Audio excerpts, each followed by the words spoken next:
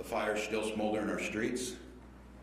The ashes are symbolic of decades and generations of pain, of anguish, unheard. Much like we failed to hear George Floyd as he pleaded for his life as the world watched, by people sworn to protect him, his community, our state. Philando Castillo, silenced, unheard. So many other friends, brothers, sisters, mothers, fathers, senselessly died in our street. Their voices went unheard, and now generations of pain is manifesting itself in front of the world.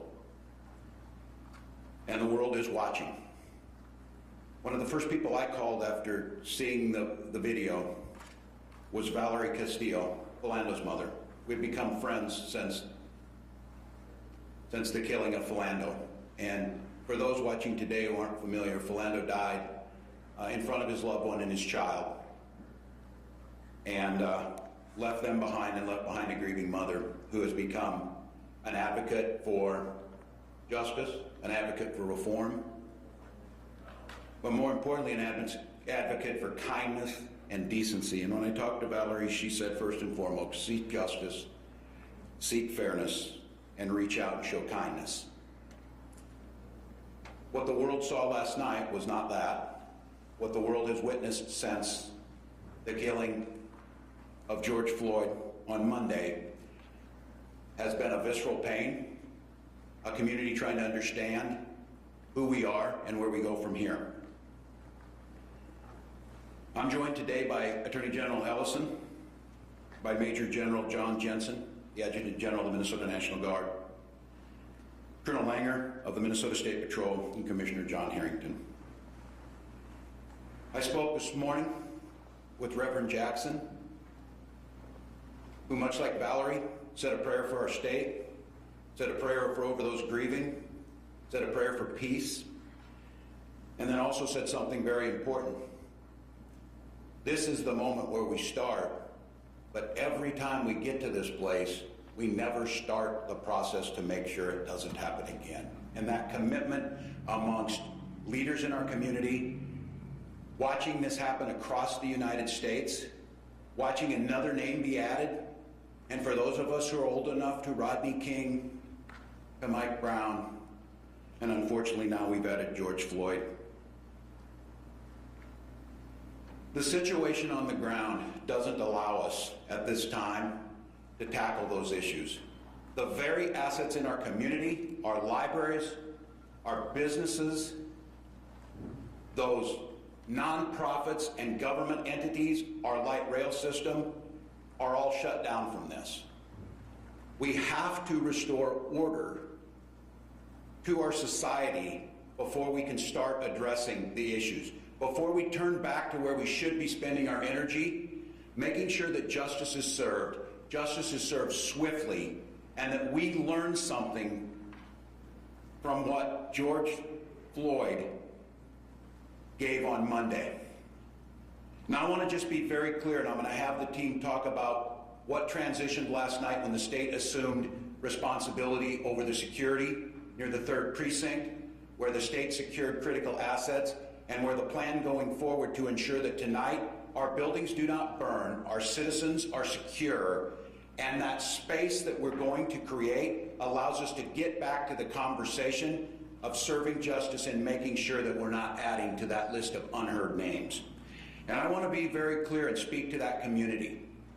The very tools that we need to use to get control, to make sure that buildings aren't burned and the rule of law collapses, are those very institutional tools that have led to that grief and pain. I understand clearly there is no trust in many of our communities. And the differentiation between the Minneapolis Police Department that we witnessed losing trust of those they're there to serve is very difficult for people to make, for those standing up here with me. I understand that. And I will not patronize you as a white man without living those lived experiences of how very difficult that is. But I'm asking you to help us.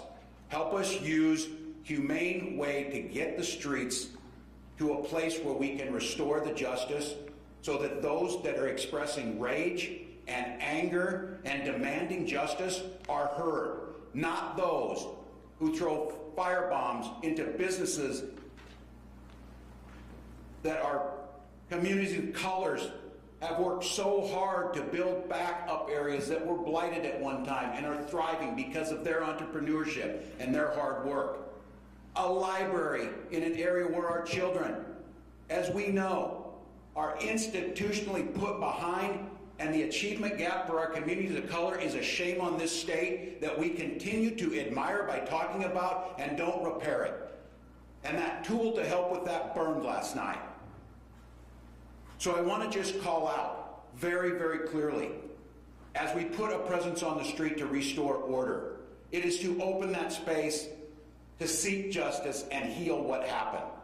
I will not in any way not acknowledge that there's going to be that pain, but my first and foremost responsibility to the state of Minnesota is the safety and security of all citizens. We cannot have the looting and the recklessness that went on. We cannot have it because we can't function as a society, and I refuse to have it take away the attention of the stain that we need to be working on is what happened with those fundamental institutional racism that allows a man to be held down in broad daylight, and thank God a young person had a camera to video it, because there's not a person here or listening today that wonders how many times that camera's not there. These are tough questions. These are things that have been brewing in this country for 400 years. We have people out there putting themselves on the line to try and put out fires in our firefighters that are under attack. Those are the things I'm asking you. Help me restore that order. We will do that under state leadership and state guidance. You will hear directly from them of once that decision was made around 12:15 last night, and that first mission was executed around 3:45 at the 3rd precinct, we will see a difference. So I'm asking you, and you'll hear from them, to talk about this. I also want to think about what happens when we don't have that. People who are concerned about that police presence of an overly armed camp in their neighborhoods that is not seen in communities where children of people who look like me run to the police, others have to run from. So I understand that that's out there. But last night I got a call from a friend and a dedicated public servant. Senator Torres Ray called in her district, and it was on fire. And there weren't any police there, there weren't any firefighters. There was no social control, and her constituents were locked in their house wondering what they were going to do. That is an abject failure that cannot happen. We must restore that order to that. Senator Torres Ray has fought her whole life on these issues of inequities and making sure that people's voices are lifted up. But what she understands is none of us can lift those voices. None of us can tackle these problems if anarchy reigns on the street. I also want to address an issue, and this one is on me, and I will own it. Earlier this morning, when this mission was carried out under my direction to resecure the 3rd precinct, to do so in a manner which I am proud of how it was executed by this team, no injuries and no loss of life, a reestablishment to put the fires out for those businesses. A CNN reporter was arrested by the State Patrol. A few minutes after hearing that, I was on a call with CNN President Jeff Zucker, who demanded to know what happened. I take full responsibility. There is absolutely no reason something like this should happen. Calls were made immediately. This is a very public apology to that team. It should not happen. And I want to be clear for those of you listening. I think our Minnesota's reporters know this. I am a teacher by trade, and I have spent my time as governor highlighting the need to be as transparent as possible and have the press here. I failed you last night in that. And it does not escape me that we are here on the catalyst that lit this spark by what happened with a police detainment of George Floyd, and the idea that a reporter would have been taken while another police action was in play is inexcusable. So to CNN, to the CNN team, to the journalists here, this is about having a plan, and that's what these folks are going to talk about. This is about having an aggressive approach to understanding what the community needs to not coming in heavy-handed with them, but to create space where the story can be told. In a situation like this, even if you're clearing an area, we have got to ensure that there is a safe spot for journalism to tell the story. The issue here is trust. The community that's down there that's terrorized by this, if they see a reporter being arrested, their assumption is because something's going to happen that they don't want to be seen. And so that is unacceptable. We will continue to strive to make sure that that accessibility is maintained, that not only that, the protection and security and safety of the journalists covering this is a top priority, not because it's a nice thing to do, because it is a key component of how we fix this. Sunshine, disinfectant, and seeing what's happening has to be done. So again, I appreciate President Zucker's call. I appreciate his understanding in a situation that he was rightfully incredibly angry, and that falls squarely on me. That apology has been issued, and I think going forward to make sure it doesn't happen again. It's time for us to clean our streets. It's time for us to execute today in a way that shows respect and dignity to communities. I'm going to ask for a lot of help today of those folks who want to see it. It is my expectation that justice for the officers involved in this will be swift, that it will come in a timely manner, that it will be fair. That is what we've asked for. I have been in contact with Hennepin County Attorney, and I am confident that those very things I just said will happen. We will continue at the BCA to do a fair, a full, and a swift gathering of all of the evidence involved.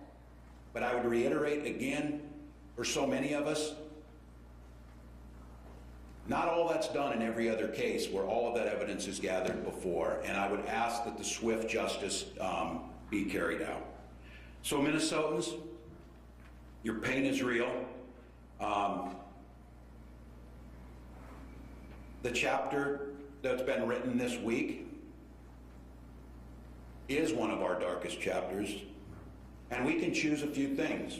We can choose to try and get past this. We can choose to put a force out there and stop things from happening. We can hope that in the midst of COVID-19 or something else, it passes by and we don't have to turn that mirror to look at the harsh reality of those underlying